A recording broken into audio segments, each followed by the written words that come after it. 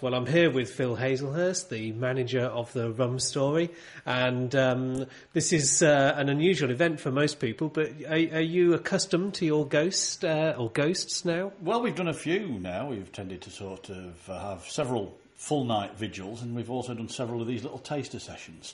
They seem to be proving quite popular now because people like the idea of understanding what we're doing. It's not a most haunted enterprise. We're trying to do a scientific study of what might be happening within the confines of the Rum Story. Right.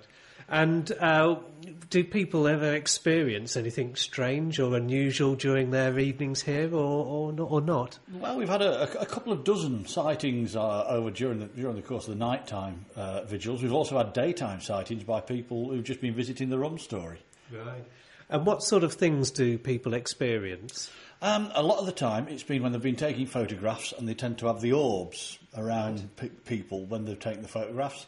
They've taken pictures of the wall and it seems to form a picture. Right. We've had movement in the rainforest. We've had the sound of a large dog padding on one of the top floors.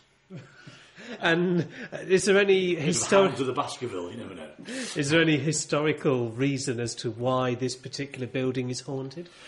Well, I mean, we've got an old building here. I mean, it was, 1780 when the Jeffersons bought it. It was already an old building then.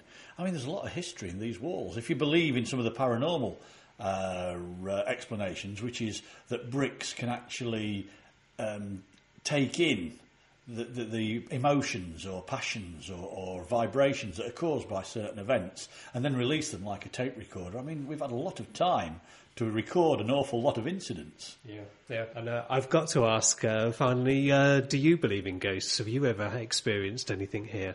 It's a strange experience happened to me back in the year 2000 in November in the rainforest. Right. I was locking up by myself. Everything else was shut down. And I hadn't checked the fire exit. So I just got a torch, walked down to the fire exit. Of course, it was locked, as we expected it to be. Came back to where the vault steps are, and all of a sudden there was a rustling in the trees. So I'm shining the torch up in the trees like this.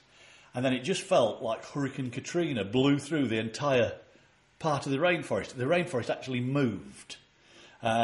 Just all over in a second. And I just looked there and went, what was that?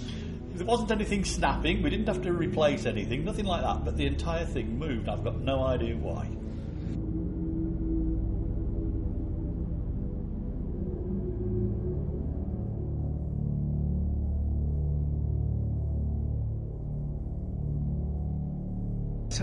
I've got with me Claire and Jessica, who spent the evening here.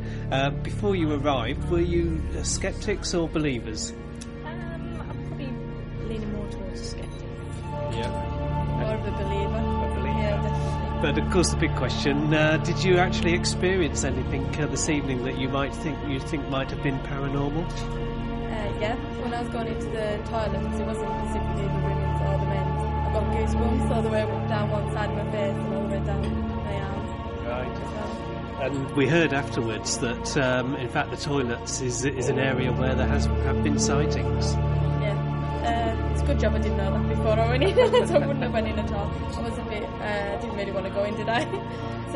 And what about you, Claire? Did you experience anything this evening? Not really, no. I say I'm very, very open-minded. I'm one of these that would want to see more. If I see something, it's, I'll question it even more. So.